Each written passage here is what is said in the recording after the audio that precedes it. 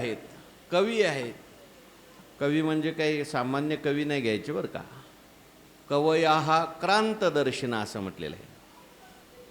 जे क्रांतदर्शी आहेत, ज्यांना पुढचं दिसतं, मागचं दिसतं, अतीत अनागत भविष्यात काय होणार आहे सगळं दिसतं, कळतं, ते जे कवी आहेत, असे अनेक कवी होऊन गेले. त्या सगळ्या कवीमध्ये ऋषींच्यामध्ये धैर्या ठाव उष्णाचार्य तो मी,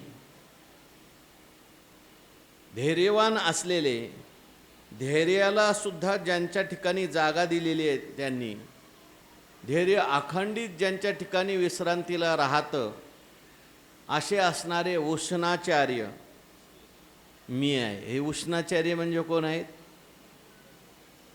शुक्राचार्य, दैत्यांचे गुरु शुक्राचार्य, त्यांना भार्गव उष्णाचार्य असं म्हणतात. हे माझी विभूती आहे. दैत्यांचे जरी ते गुरु असले तरी सुद्धा ते काय आहेत? फार मोठे ऋषी आहेत. मग त्यांना धैर्य ठाव का म्हटलं? तर त्यांनी दैत्यांच्याकडून सुद्धा सत्कर्म करून घेतलेलं आहे.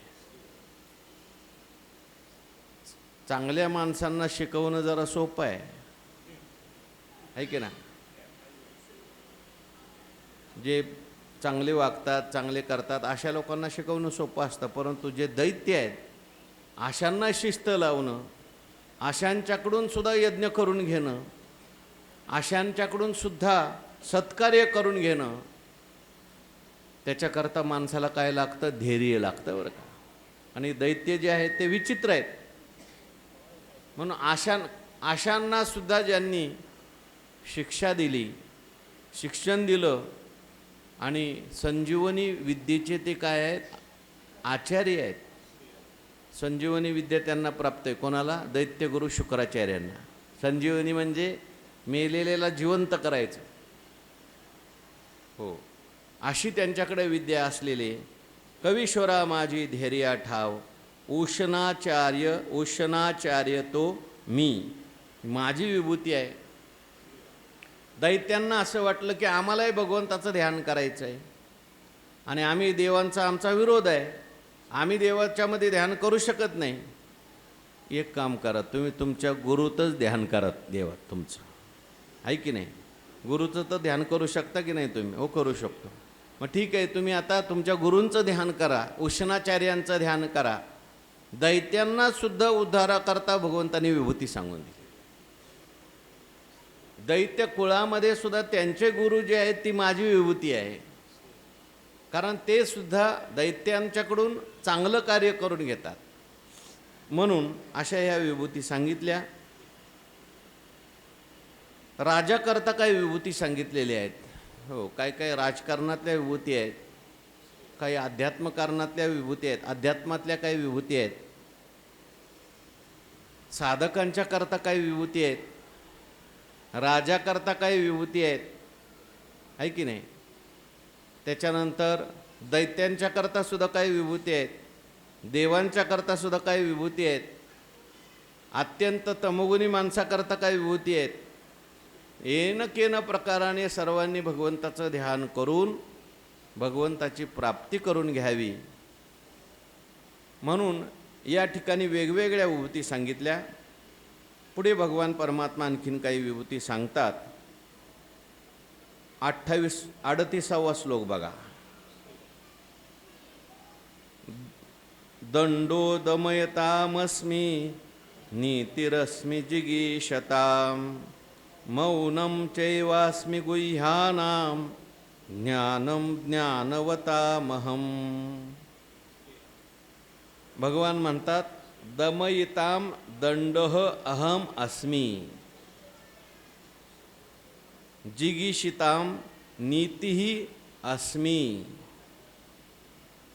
गुह्यानां मौनं च अहम अस्मि, आणि ज्ञानवताम अहम ज्ञानम अस्मि. या ठिकाणी भगवंतांनी परत 4 विभूती सांगितलेल्या आहेत. दमयिताम म्हणजे दमन करणाऱ्या, निग्रह करणाऱ्या ज्या काही वस्तू आहेत ह्या सगळ्या वस्तूमध्ये दंड मी आहे. दमयिताम दंड अहम अस्मी. जिगीषिताम, जिंकण्याची इच्छा ज्यांना आहे, जिंकणारे जे काही जिंकून देणारे जे काही पदार्थ आहेत, वस्तू आहेत, शास्त्र आहेत, ह्या जिंकणाऱ्या जिंकून देणाऱ्या पदार्थामध्ये, शास्त्रामध्ये, वस्तूंमध्ये नीती मी आहे. जिगीषिताम अहम नीती अस्मी. जेवढ्या काही गुपित गोष्टी आहेत, गुपित ठेवणाऱ्या, गुह्य असणाऱ्या अशा जेवढ्या काही गोष्टी असतील, त्या गुह्य गोष्टीमध्ये सुद्धा माझी विभूती आहे. ती म्हणजे मौन. बोलत चला तुम्ही. मौन, मौन ही सुद्धा माझी विभूती आहे. म्हणून तुम्ही बोलत नाही काय मौन विभूती आहे म्हणून. आणि ज्ञानम ज्ञानवतामहम.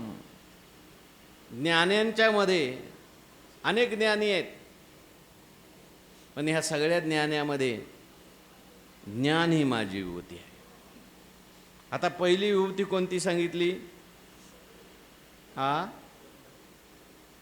कोणती सांगितली? दंड ही माझी विभूती सांगितली भगवंतानी. दमन करणाऱ्या अनेक गोष्टी आहेत.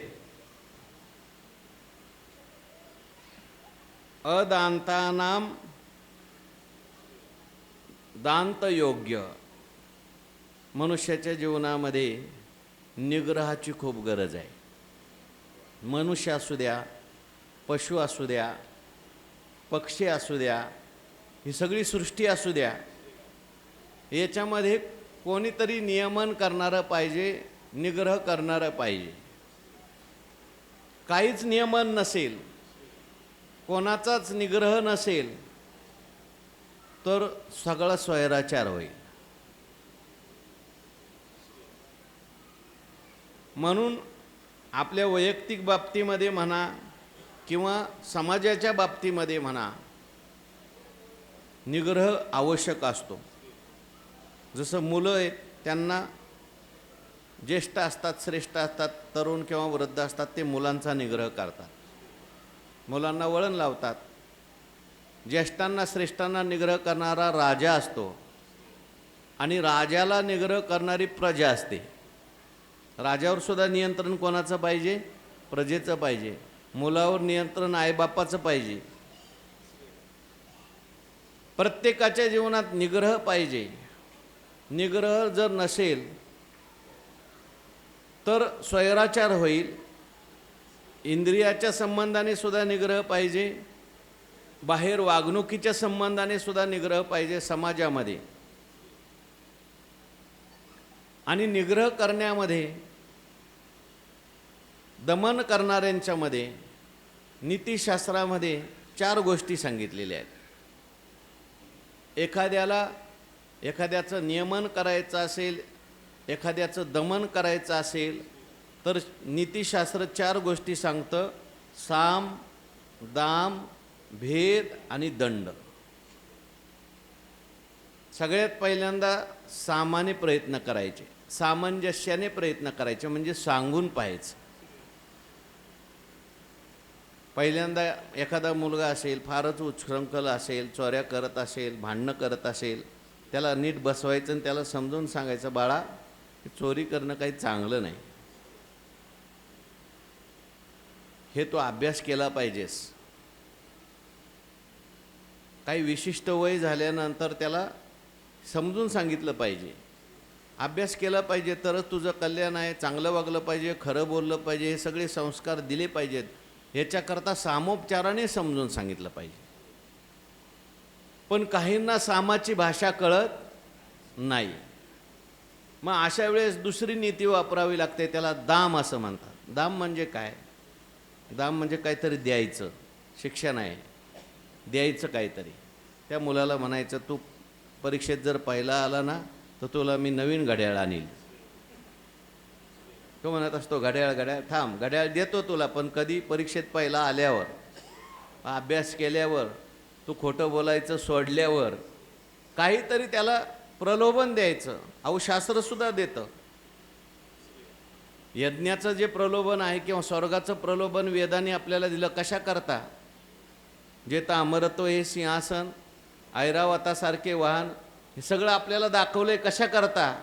तुकोबाराय म्हणतात औषध, काय औषध द्यावया चाळविले बाळा, दावून या गोळा दृष्टी पुढे. गुळ घे, काय मी तुला गुळ देईल, औषध घे मग मी तुला गुळ देईल. आता गुळ देण्यात तात्पर्य का औषध घेण्यात तात्पर्य? तसं स्वर्ग दाखवलेला आहे कशा करता, यज्ञात प्रवृत्ती होण्याकरता.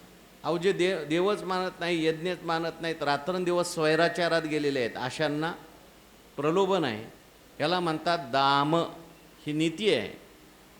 पण काहींना सामाची भाषा कळत नाही, दामाची भाषा करत नाही, मग अशांना भेद कठोर बोलावं लागतं. भेद निर्माण करावा लागतो, अंतःकरणात भेद निर्माण होईल असं कठोर बोलावं लागतं. मुलांना सुद्धा कधी कधी काय करावं लागतं, कठोर बोलावं लागतं.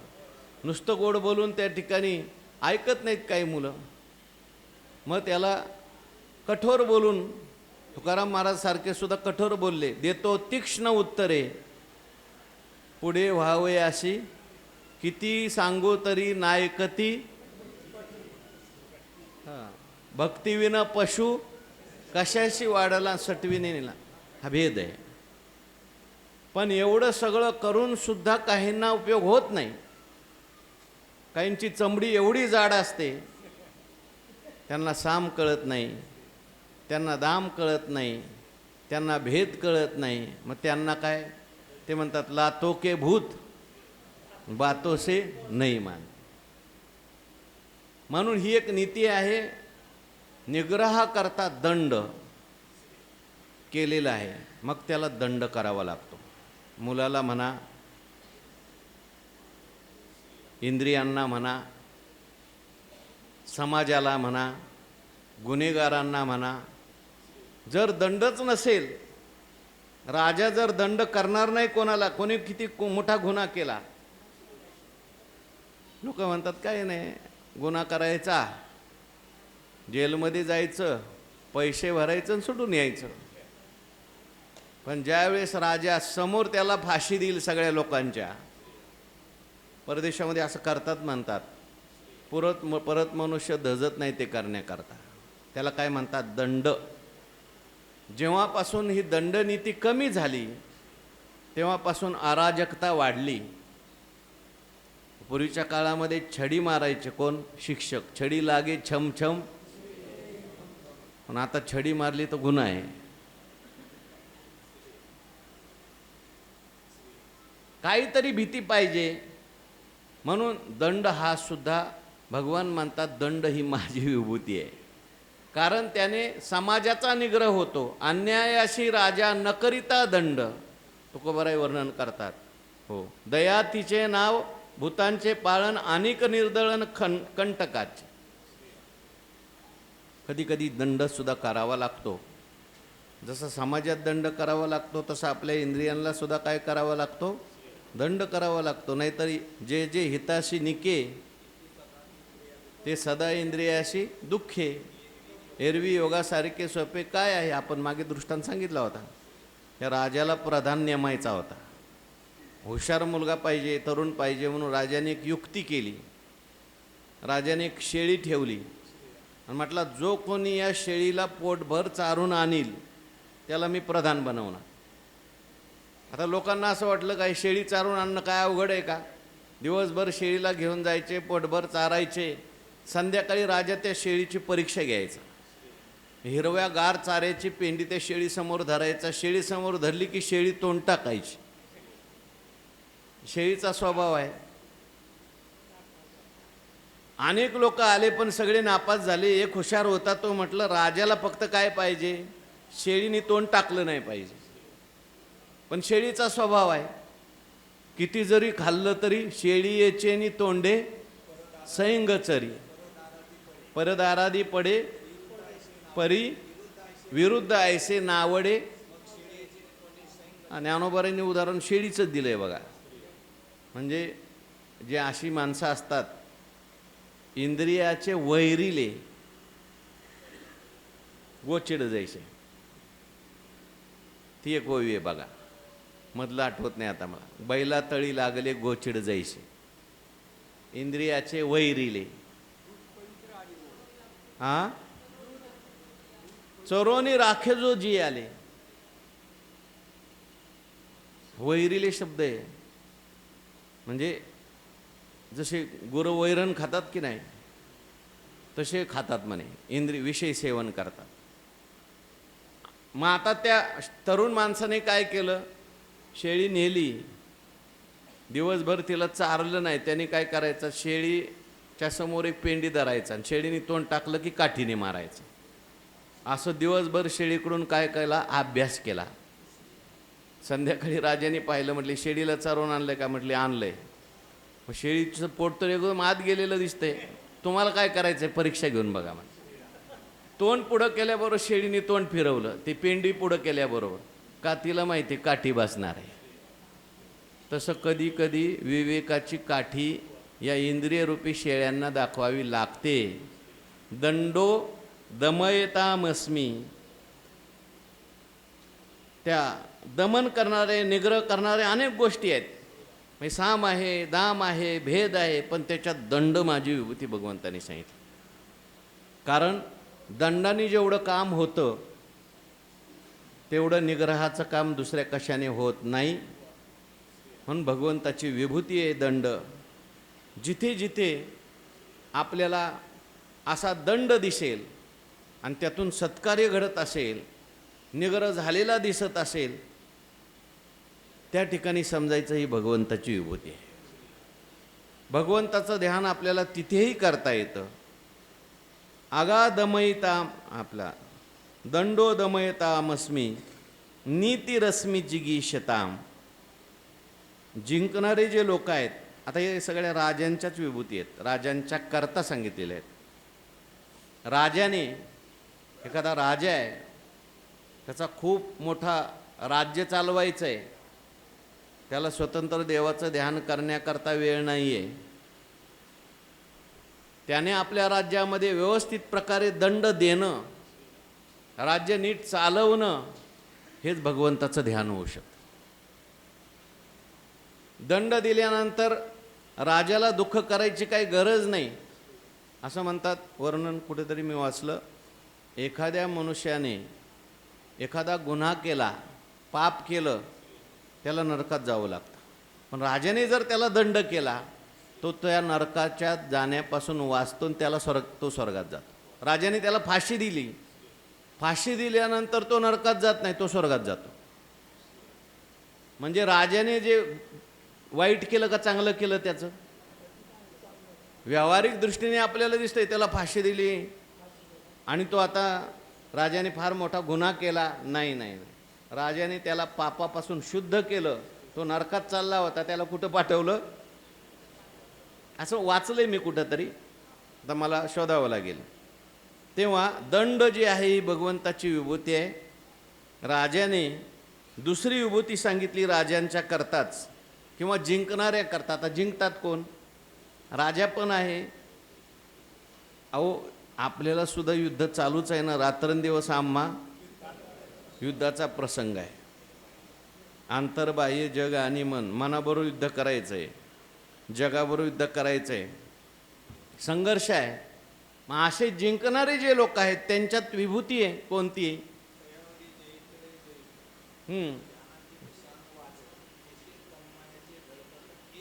एकछत्र. विजिगीषताम नीती अस्मी. विजिगीषा म्हणजे जिंकण्याची इच्छा. ज्यांना ज्यांना जिंकण्याची इच्छा आहे त्यांच्यामध्ये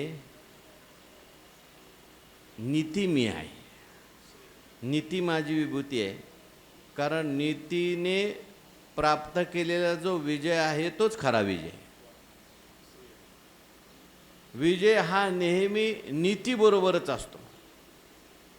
आता या नीतीमध्ये सुद्धा कशाला नीती म्हणायचं भगवान परमात्मा पुढे सांगणार आहेत मला वाटते.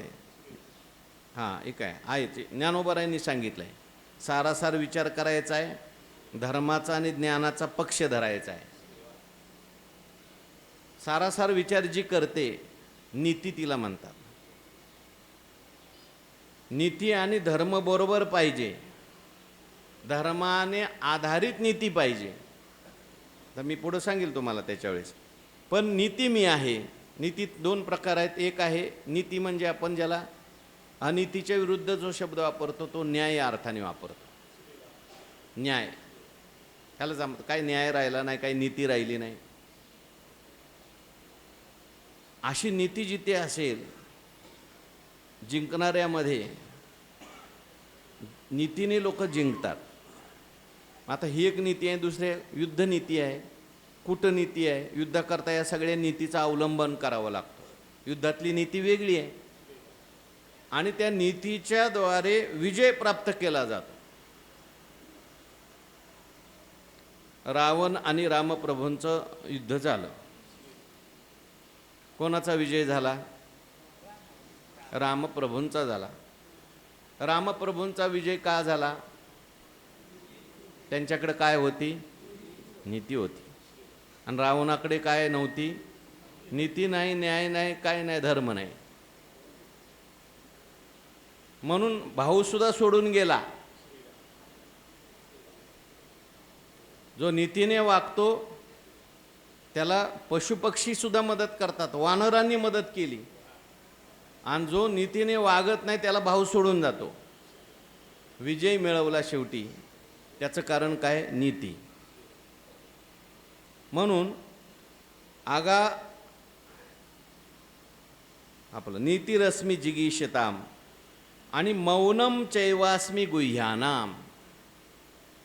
जेवढे काही गुपित गोष्टी आहेत, गुप्त ठेवण्यास योग्य असलेल्या अनेक वस्तू आहेत, पदार्थ आहेत, क्रिया आहेत. या सगळ्या पदार्थात गुप्त ठेवण्यास योग्य वस्तूत मौन ही भगवान परमात्मा म्हणतात काय आहे? माझी विभूती आहे. हां, मौन गा राशी तुझे नाव. आता दंड भगवंताची विभूती. राजाने दंड केला करावा त्याच्याकरता विभूती सांगितली. राजाकरता विभूती. किंवा आपण सुद्धा घरामध्ये मुलांना दंड करावा चुकल्यावर, ती सुद्धा भगवंताची विभूती आहे. विनाकारण दुःख करत बसू नये. मी दंड केला आणि का केला, काय विनाकारण का केला, असं नाही. ती भगवंताची विभूती आहे बाबा, त्याच्या कल्याणाकरता आहे की नाही. केवळ दंडाने का, साम दामाने भेदाने होत नसेल तर दंड. त्यानंतर पुढे नीती. आपलं नीती ही सुद्धा भगवंताची विभूती आहे. म्हणून नीतीचा ज्याने आश्रय केला त्याला विजय मिळणार आहे. कारण भगवान परमात्मा नीतीच्या रूपाने आपल्या जवळ आहेत असं त्याने मानावं. मी नीतीने वागतोय. सुरुवातीला थोडा दुःख होईल, थोडा त्रास होईल, पण आपण नीती सोडली नाही. नीती भगवंताची काय आहे? विभूती आहे. विजय प्राप्त करून दिली एक दिवशी आपल्याला जीवनामध्ये. आणि मौन जे आहे ही सुद्धा माझी काय? विभूती आहे. तर मौन म्हणजे काय? न बोलणं, याला आपण काय म्हणतो? मौन आहे. ते न बोलणं सुद्धा मौन आहे. पण नुसतं न बोलणं म्हणजे मौन नाही. मौनात काही प्रकार आहेत. सात्विक मौन, रजोगुणी मौन, तमोगुणी मौन. गीतेत आलंय का? नाही ना. काही काही लोक बोलत असले तरी बोलत नाहीत, आणि काय काय लोक न बोलत असले तरी खूप बोलतात, आहे की नाही. बाहेर काय बोलत नाही पण मनातल्या मनात खूप शिवे देणं चालू आहे. 5 वाजून गेले, कधी महाराज सोडायचा, असं म्हणले. बोलत नाही बाहेर काही, पण आत चालू आहे ना. हे मौन आहे का? नाही. मौन काय करावे ते मौन, दाही दिशा हिंडे मन, असं म्हटलं. म्हणून मौन शब्दाचा अर्थ जसा न बोलणं आहे तसा मौन शब्दाचा अर्थ आहे मनन करणं, भगवंताचं नामस्मरण करणं, चिंतन करणं सुद्धा मौन शब्दाचा अर्थ आहे. आपण भगवंताचं नामस्मरण करतो ना, ते मौनच आहे. प्रमाण सुद्धा आहे तुकाराम महाराजांचं. हां, ज्ञानदेवा मौन जपमाळ अंतरी, बोलोनी न झाला मौनी. हां, भोगिता उन्मनी आरायना. काय सुरुवात व्हायची?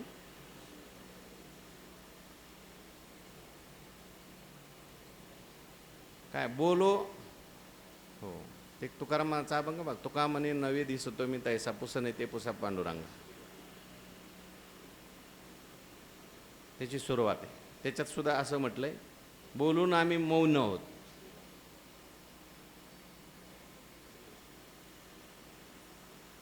बोलो चालो झाला मुका.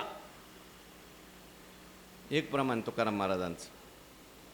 म्हणजे मी आता बोलतोय चालतोय पण मी मुका आहे, आणि तुम्ही ते बोलत असले तरी मौन आहे, आणि आपण न बोलत असलो तरी आपलं बोलणं चाललेलं आहे. रजोगुणी मौन म्हणजे मनात काही कामना असून मौन ठेवलं, ते रजोगुणी मौन आहे. आज आमचं मौन आहे. व्रत कशा करताय? अमुक अमुक व्हावं, तमुक तमुक व्हावं. ते मौन नाही आहे, ते बोलणंच आहे. तमोगुणी मौन आहे. दुराचार करतोय आणि मौन धरलंय, तमोगुणी मौन आहे. वेगवेगळे मौनाचे, मौनम चैवास्मी गुह्यानाम सापडली का? साच लटके दोन्ही, बोलोनी न झाला मौनी, जो भोगता उन्मनी आरायना. साचही बोलतोय आणि लटकही बोलतोय. लटका तुका लटक्या भावे, लटके बोले लटक्या सवे. तसं पाहायला गेलं तर सर्वच लटका आहे. साच लटके दोन्ही, बोलोनी न झाला मौनी, जो भोगिता उन्मनी आरायना. उन्मनी अवस्था आहे. म्हणून मौनम चैवास्मी गुह्यानाम ज्ञानम ज्ञानवता महम. आणि जे ज्ञानवान लोक आहेत, अनेक ज्ञानवान लोक आहेत. कोणाला इतिहासाचं ज्ञान आहे, कोणाला भूगोलाचं ज्ञान आहे, कोणाला पदार्थांचं ज्ञान आहे, भौतिकशास्त्रांचं ज्ञान आहे. हे सगळे ज्ञानवान आहेत. त्याच्यामध्ये अध्यात्मज्ञान, स्वरूपाचं ज्ञान, हे सगळं ज्ञान जे आहे त्या ज्ञानात असलेलं एक ज्ञान, व्यापक ज्ञान, ज्ञातृज्ञेयावीन नुसधीची जे ज्ञान, सुखा भरले गगन गाळीव जैसे, असं जे ज्ञान आहे भगवान म्हणतात ते काय आहे? माझं स्वरूप आहे. श्लोकाचा विचार आपण केला, थोडासा ओव्यांचा विचार करायचा आहे. उद्याच्या प्रवचनात करू. पुंडलिक वरदा हरी विठ्ठल श्री ज्ञानदेव तुकाराम विठ्ठल विठ्ठल विठ्ठल विठ्ठल.